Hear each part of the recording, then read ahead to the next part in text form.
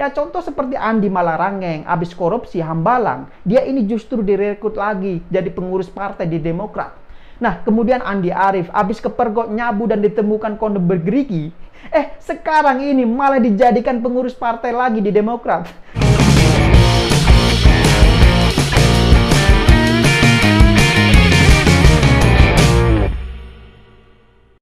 Ya, jumpa lagi dengan saya Yusuf Muhammad.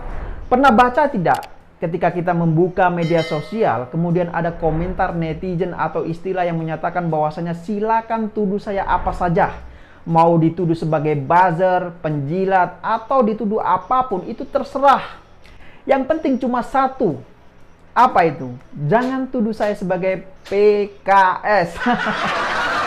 Ya, jika sebelumnya ada istilah yang penting jangan tuduh saya sebagai PKS, nampaknya sekarang ini dan di masa yang akan datang ini ada istilah baru.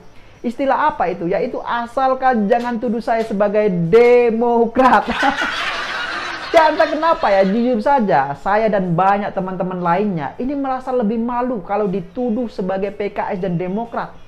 Ya, saya nggak tahu juga sih, jangan-jangan penonton di channel 2045 TV ini, khususnya yang sekarang sedang menonton di acara Okedum kali ini, apakah juga merasa malu jika dituduh sebagai PKS dan Demokrat? Ya, saya tidak tahu juga, silakan berikan komentar dan tanggapannya di bawah.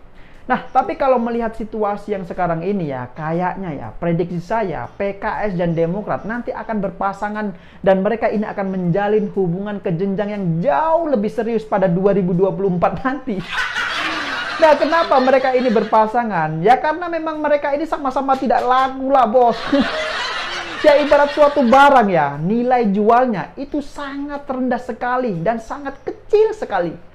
Bahkan sudah diobral pun itu masih tidak ada yang mau. Dan akhirnya apa? Ya akhirnya mereka ini kawin paksa lah. Ya kan, daripada gak ada pasangannya, jadi kawin paksa ya gak apa-apa lah ya kan. Yang penting kawin ya kan. Nah, dalam acara Okedum kali ini ya kan, saya ingin memberikan informasi menarik buat para penonton di channel 2045 TV ini. Nah, info soal apa itu?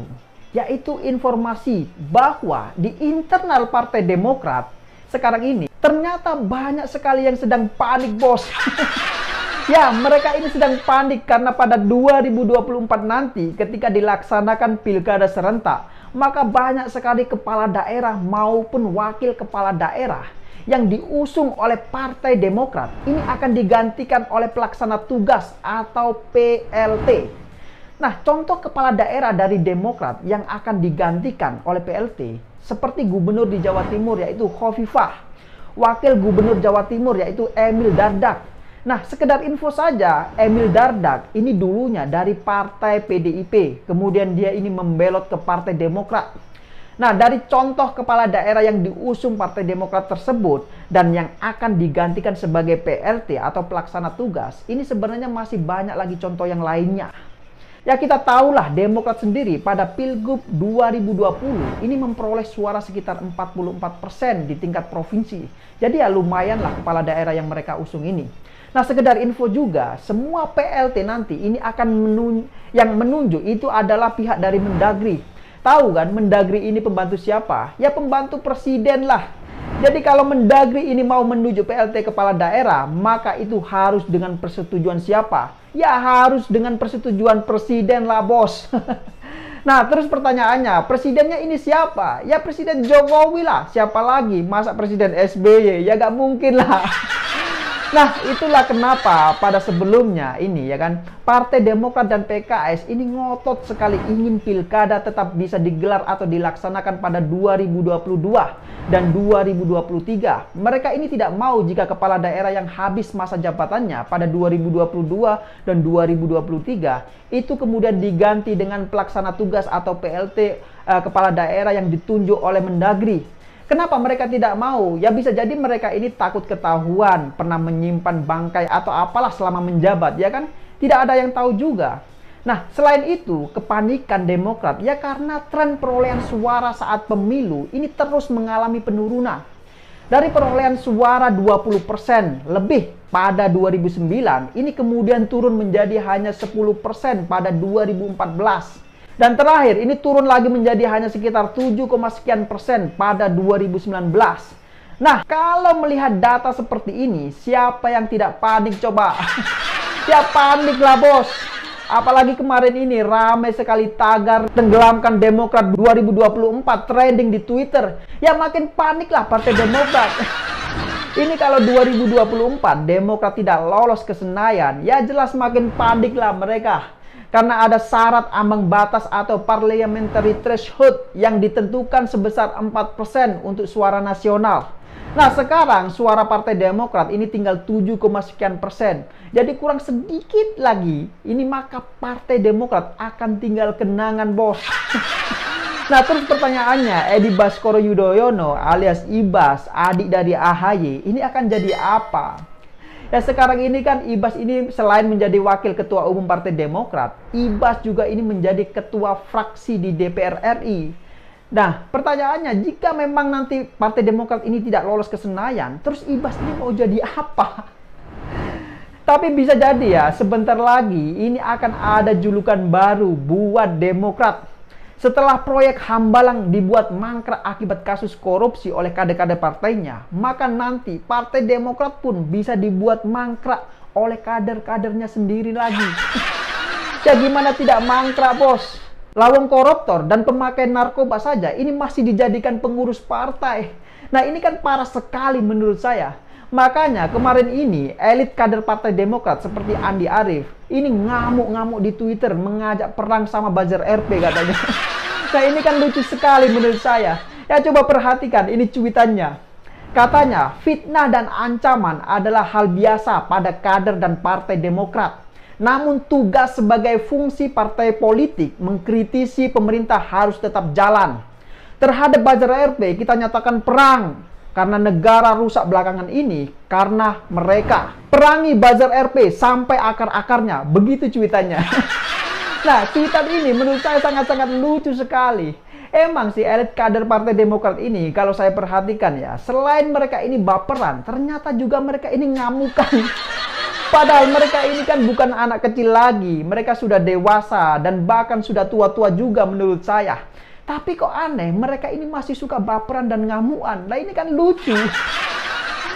Masa mau ngajak perang kok sama buzzer RP? Nah ini kan lucu sekali.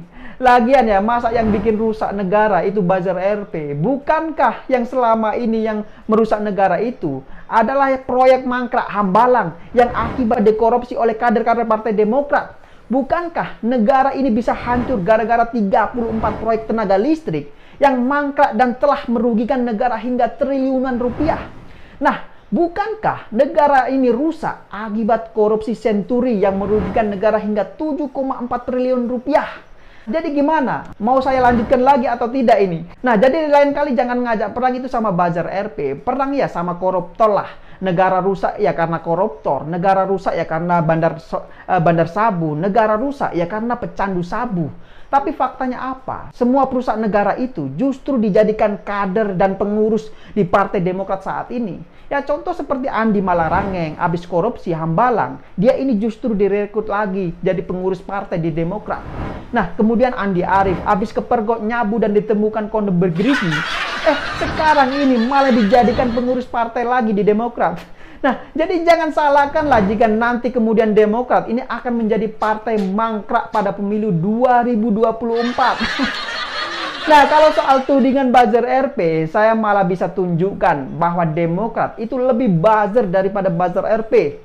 Coba lihat arahan di screenshot WA Group viral Cyber Squad ini. Siapa yang mengerahkan buzzer untuk buat tagar Demokrat makin solid? Masa ya satu orang ini punya akun 15-20 akun? Lah kalau bukan buzzer RP, terus apa itu? Jadi kalau misal saya yang cuma punya 1-2 akun saja, kemudian dikatakan sebagai buzzer RP, lah terus yang punya puluhan akun, itu disebut sebagai apa bos? Nah mereka ini kadang suka paradok ya, mengatakan sesuatu yang padahal sesuatu itu ya ada pada diri mereka sendiri. Tapi balik lagi ke pasal pertama, silakan mau dituduh sebagai apapun, asalkan cuma satu. Jangan tuduh saya sebagai PKS dan Demokrat. Udah, itu saja cukup. Ya, saya kira demikian opini Okidum kali ini. Pesan saya sih jangan biarkan ada partai mangkrak di antara kita. Ya begitulah, dan tidak lupa saya ingatkan, terus jaga NKRI. Terima kasih sudah menonton dan sampai jumpa di acara Okedum selanjutnya. Gelengkan kepala dan katakan Tidak. Tidak. abaikan rayuannya dan katakan Tidak. Tidak. tutup telinga dan katakan Tidak. Tidak. Partai Demokrat bersama SBY terus melawan korupsi tanpa pandang bulu. Bergabunglah bersama kami. Katakan tidak pada korupsi.